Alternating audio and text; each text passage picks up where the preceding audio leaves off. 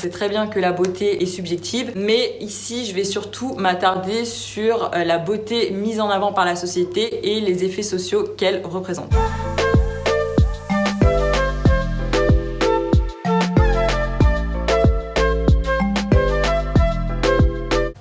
J'espère que vous allez bien, moi ça va super. Donc aujourd'hui je reviens avec une nouvelle vidéo dans laquelle on va parler du pretty privilege. Donc c'est le privilège de la beauté dans la société. C'est un sujet qui revient de plus en plus, donc je me suis dit que ça pouvait être intéressant de l'aborder avec vous sur ma chaîne. Du coup j'ai décomposé la vidéo en 3 parties. Donc la première partie, je parlerai du concept en lui-même avec la définition, des exemples, etc. Dans une deuxième partie, je parlerai plutôt des désavantages et des aspects négatifs qui peuvent être liés à ce concept. Et dans une dernière partie, je parlerai de manière un peu plus brève de certaines dérives et de la tyrannie de la beauté en général. Donc n'hésitez pas à vous abonner à la chaîne si mes vidéos vous plaisent, à liker, commenter, partager, jeter un œil aux autres vidéos. J'aborde essentiellement des sujets de société qui me tiennent à cœur. Si c'est quelque chose qui vous plaît, n'hésitez pas non plus à activer la cloche pour être au courant lorsque je publie une vidéo. Vous pouvez bien entendu me retrouver sur mon Instagram et on va commencer la vidéo sans plus attendre.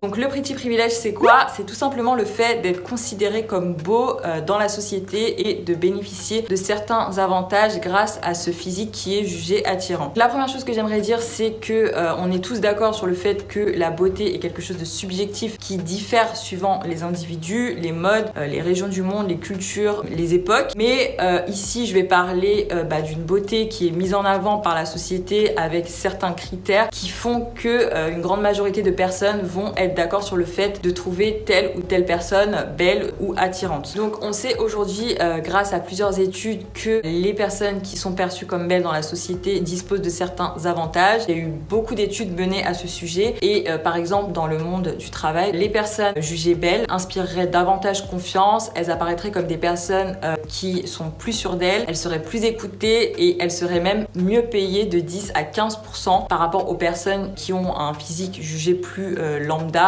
plus banal. L'apparence physique peut représenter un critère de discrimination, notamment par rapport à la couleur de peau, par rapport à l'âge, par rapport au poids, mais le fait d'être beau est également un critère qui peut jouer sur une candidature. Les personnes qui sont jugées belles, qui mettent leurs photos sur leur CV sont plus susceptibles d'être appelées pour avoir un entretien parce qu'elles retiendraient plus l'attention des ressources humaines. D'ailleurs, je sais qu'aux États-Unis, on n'a pas le droit de mettre sa photo sur son CV justement pour éviter ce genre de discrimination. Et on pourrait penser que ça s'applique uniquement aux métiers où la présentation de la personne est importante, entre guillemets, comme les métiers de vendeurs, les commerciaux, les hôtesses. Mais il y a des études qui ont montré que ça s'applique également dans des domaines où le physique n'est pas spécialement important pour le salarié. Ce privilège a aussi été démontré à l'école. Donc il paraîtrait que les enfants qui sont considérés comme beaux seraient privilégiés de manière inconsciente par les enseignants. Par exemple, ils recevraient plus d'encouragement, de sourires, de compliments. Ils seraient plus stimulés, ce qui leur permettrait en fait d'être plus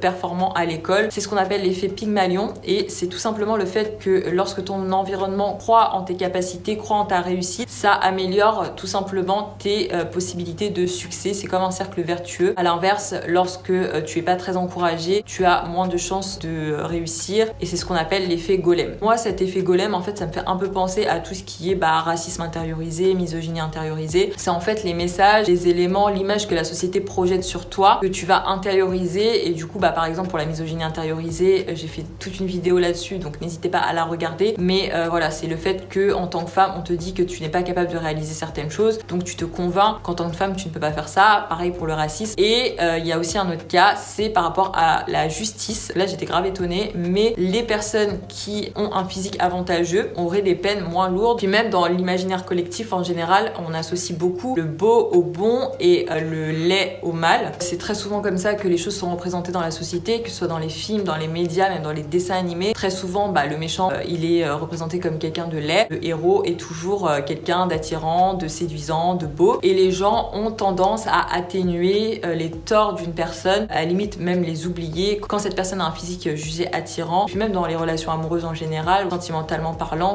c'est vrai que quand une personne est belle, les gens ont plus tendance à être aveuglés par sa beauté et à pardonner plus facilement. Je sais pas s'il y a eu des études là-dessus, je me suis pas renseignée, mais franchement, quand je le vois par rapport à mon entourage ou même, de manière générale, quand on trouve une personne belle, on est plus souvent aveuglé en fait. Il y avait aussi l'exemple des Prison Bae aux États-Unis, notamment avec Jeremy Mikes, je sais pas si on dit Mikes, Jeremy Mix et Meki Alante Lucky. Donc c'était tous les deux des détenus qui se sont fait repérer grâce à leur mugshot, donc la photo d'arrestation, qui a été pour tous les deux largement relayée sur les réseaux sociaux, et ils ont pu commencer une carrière de mannequinat juste après leur détention. Pour Jérémy, c'était en 2017, il avait 27 mois d'emprisonnement et à peine il est sorti, il a pu défiler à la Fashion Week. Vogue l'avait surnommé le sexy bad boy, pour ne parler que de cet homme. Pour Meki Alante Lucky, il avait été arrêté 5 fois, il me semble, en 2016 pour excès de vitesse, vol de voiture et même agression sur une femme. Mais voilà, c'est tous les deux deux hommes qui ont pu changer radicalement de vie grâce à leur physique. Maintenant, on va parler des désavantages qui peuvent être liés à ce concept, parce que c'est vrai qu'on parle beaucoup du pretty privilège, mais en général, on parle pas trop de l'envers du décor ou des désavantages. Je vais surtout m'attarder sur les femmes parce que c'est surtout les femmes qui sont touchées par ça, beaucoup plus que les hommes. Les femmes sont malheureusement jugées systématiquement sur leur physique en premier. Elles subissent des injonctions qui sont contradictoires, c'est-à-dire qu'une femme se doit d'être belle dans la société, elle se doit de répondre à certains critères, parce que si elle n'entre pas dans les codes, elle est rabaissée. Mais si elle est trop belle, si elle a un physique jugé trop avantageux, elle va être dévalorisée aussi. Jugée peut-être moins intelligente, moins prise au sérieux, à cause de certains stéréotypes. Il y a déjà ce premier aspect négatif. En deuxième aspect, elle peut malheureusement attirer des jalousies. Donc là, je vous renvoie encore une fois à ma vidéo sur la misogynie intériorisée et les rivalités entre les femmes. Il est vrai que la sororité est encore assez fragile parfois. Une femme peut tout à fait faire l'objet d'un rejet de la part d'autres femmes. Susciter de l'intérêt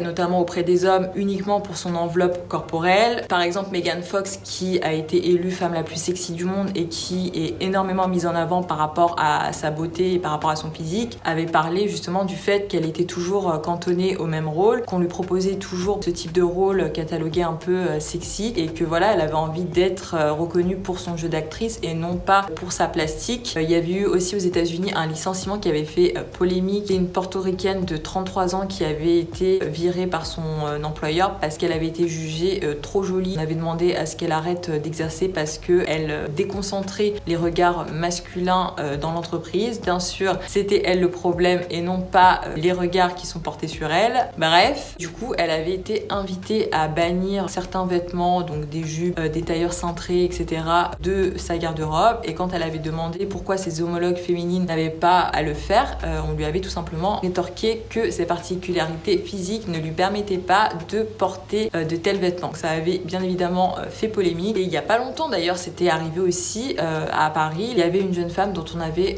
refusé l'entrée au musée d'Orsay parce que celle-ci portait un décolleté jugé trop plongeant pour sa poitrine. Bien entendu, si cette jeune femme n'avait pas la même poitrine ou si elle avait une poitrine plus petite, on ne lui aurait jamais refusé l'accès dans ce musée. Tout ça pour montrer que les femmes subissent des injonctions qui sont contradictoires. Elles se doivent de répondre à certains critères, mais lorsque leur physique est jugé trop avantageux, c'est également un problème. Les critères de beauté évoluent. Ce qui ne change pas, c'est que ne pas entrer dans ces codes est perçu comme un désavantage, et c'est tout simplement ce qui entraîne toutes les dérives, les troubles alimentaires, notamment chez les femmes, la boulimie, l'anorexie, bien sûr la chirurgie esthétique, enfin surtout l'abus de chirurgie esthétique, les artifices, tout simplement la société de consommation qui nous pousse à acheter toujours plus de produits, de soins pour la peau, des crèmes anti-rides, de maquillage, les techniques à la mode de make-up comme le contouring, tous ces produits-là qu'on va acheter dans un but de self-care, mais qui au final nous poussent à correspondre le plus possible à certains critères d'utilisation abusive des filtres sur les réseaux sociaux, qui nous permettent de nous rapprocher un peu de ce modèle de beauté, donc des lèvres plus pulpeuses, des pommettes saillantes, les yeux en amande. Et j'en parlais avec une copine il y a 2 jours qui me disait qu'apparemment depuis le confinement et l'augmentation du télétravail, etc., il y a eu un boom de chirurgie esthétique, surtout de médecine esthétique, parce que les gens se voient énormément à travers sur leur ordinateur pendant les réunions, etc. Ils voient beaucoup plus leurs défauts. Tout ce qui est réseaux sociaux, l'utilisation de filtres, les écrans, ça a aussi accentué toute cette tyrannie de la beauté. Et puis avec la mondialisation, les médias, le modèle de beauté qui est surtout véhiculé, c'est un modèle de beauté caucasien et des traits plutôt eurocentriques, ce qui fait que ça a pu engendrer des dérives encore plus graves et dangereuses pour la santé, comme le colorisme et les crèmes éclaircissantes, la chirurgie, les opérations des yeux chez les asiatiques pour essayer d'avoir les yeux plus ronds, l'absence de beauté qui entre dans les codes et souvent invité à être gommé, photoshopé, réparé entre guillemets avec la chirurgie esthétique, plein de dérives qui sont très très graves. Mon avis personnel, c'est que je pense qu'il existe des avantages non négligeables à être perçu comme quelqu'un de beau dans la société. Les études le prouvent. Mais je suis pas sûre qu'on puisse parler de privilèges au même titre que d'autres privilèges, comme par exemple le fait d'être une personne valide, le fait d'être une personne hétérosexuelle, le fait d'être un homme. Tu vas pas être désavantagé parce que tu es une personne valide, subir d'oppression systémique parce que tu es hétéro, pour les raisons que j'ai évoquées dans la deuxième partie. Je parle surtout pour les femmes. Alors dites-moi si en tant qu'homme, vous pouvez observer des désavantages à être beau, séduisant dans la société, mais une femme, comme je vous ai dit, elle peut être victime de certains préjugés, désavantagée dans le milieu professionnel. Il y a aussi un lot de désavantages qui peut aller avec. Donc je trouve qu'il y a quand même une nuance à faire. Voilà, j'ai dit à peu près tout ce que j'avais à dire. N'hésitez pas à commenter, à me donner votre point de vue. Est-ce que vous avez pu vous expérimenter ce privilège ou pas? Qu'est-ce que vous en pensez? Je vais mettre des références en barre d'infos. Si vous avez bien aimé le sujet et que vous souhaitez approfondir, je vais mettre des livres que vous pouvez lire dans lesquels on parle justement des études dont j'ai parlé, que ce soit par rapport au travail, à l'école, etc. Je vous fais des gros bisous. Je vous dis à très vite pour une prochaine vidéo et surtout prenez soin de vous. Bye!